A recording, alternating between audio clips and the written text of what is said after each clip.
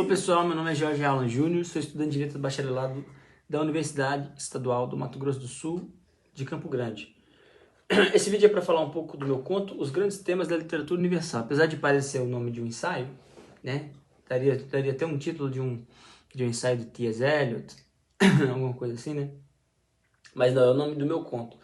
E esse conto, ele vai ser publicado em e-book com contos dos demais alunos da disciplina de escrita, prática de escrita literária, do qual esse vídeo faz parte, o próprio e-book faz parte como extensão. Ok? Então eu vou falar um pouco de como foi o processo na hora de escrever o meu conto. Assim, eu tentei no meu conto, depois vocês vão poder acessar e lê-lo, buscar assim, compreender a descoberta psicológica, o processo psicológico da descoberta de certos temas da grande literatura universal. Aí por isso é o título, né? O título ele é assim, uma pista de interpretação. Assim.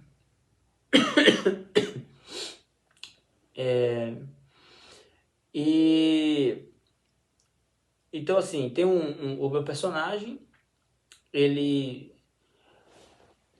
é uma criança e ele vive a vida dele achando que as coisas são como são e que as coisas permanecerão para sempre como são. Então a morte não surge como uma experiência a priori da qual o ser humano tem posse total e tem acesso total, etc. Mas aparece como uma conquista, como uma descoberta. Então o meu personagem ele tem uma criança lá, um jovem, o qual ele admira, que solta pipa e controla a pipa como ninguém, e de repente alguém disse que esse menino morreu. Então o menino morreu e o que significa esse morreu para o meu personagem, para aquela criança? Significa que ele não vai ter mais experiência alguma física daquela criança. Então a morte surge no primeiro momento como uma experiência de uma ausência. Ou seja, as coisas como elas são não se repetem mais. Aquelas experiências não se repetem mais. Você não vai acordar e ver aquele menino de novo, fazendo aquilo que ele fazia. Né? Então a experiência da morte aparece como uma ausência e como um progressivo apagamento, um enfraquecimento da memória. Então ele vai passando, ele vai esquecendo aquele menino.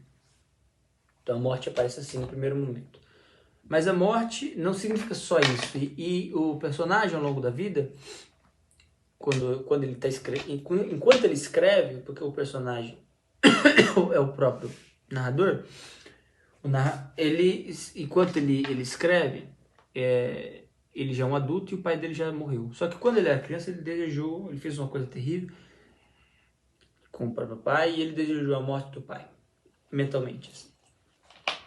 Então, simbolicamente, ele mata o próprio pai. E quando o pai reaparece para ele, já na vida adulta, como uma exigência moral. Então, ele é uma pessoa psicologicamente muito carregada, e existe um peso, uma exigência que vem de algum lugar e ele não sabe de onde. E ele descobre que vem do próprio pai dele, que ele matou.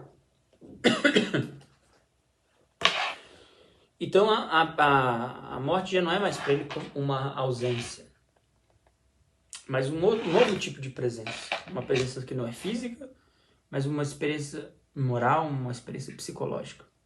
Como na peça do Hamlet, de Shakespeare, o Hamlet pai aparece para o príncipe da Dinamarca como um fantasma, exigindo que ele mate. Mate seu tio Cláudio. Então, como uma exigência moral, uma instância moral. Então, assim como o tema da morte, meu personagem também experiencia o amor, o desengano, ao longo da vida dele, assim, e ele vai descobrindo esses temas, assim, então ele vai se enredando, vamos dizer assim, ele vai entrando nesse grande enredo da literatura universal, assim, sabe? Só que, assim, enquanto adulto ele está fazendo essa descoberta, ele está revisitando a memória e ressignificando a própria vida dele, assim, fazendo uma passagem sobre esses temas. Então, de certa forma, ele meio que vai tentando superar esse afundamento, essa prisão em si mesmo que o personagem assim, sofre.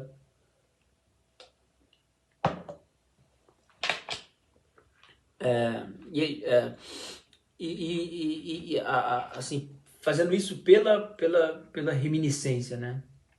Pela revisitação das próprias experiências. Então, assim, esse conto, assim, ele foi escrito depois da disciplina de prática de escrita literária, e a disciplina, assim, foi pensada para isso mesmo, para que os contos, né, para que assim como poemas também fossem escritos, né? E foi bastante proveitosa essa disciplina, porque podemos podemos ter uma consciência muito clara e muito profunda assim, dos processos de cada etapa, né, da criação da escrita. A escolha do tempo verbal, a posição do narrador, o ponto de vista, né? Ou seja, quem está vendo é o narrador, está te mostrando claramente isso, ou as coisas se passam, tudo que está sendo mostrado passa pelo olhar do personagem, etc. Então essas escolhas. Então tem uma passagem, por exemplo, que o meu personagem está tendo uma experiência, está descobrindo assim, o que é o sexo, etc. E aí eu coloco tudo no presente do indicativo, assim. Então, tentando aproximar o leitor da própria experiência narrada. Então essas escolhas, né, que são feitas para poder você conseguir realmente transmitir a experiência tal como você a concebeu. Então é isso, pessoal. Muito obrigado. Obrigado pela atenção e até a próxima.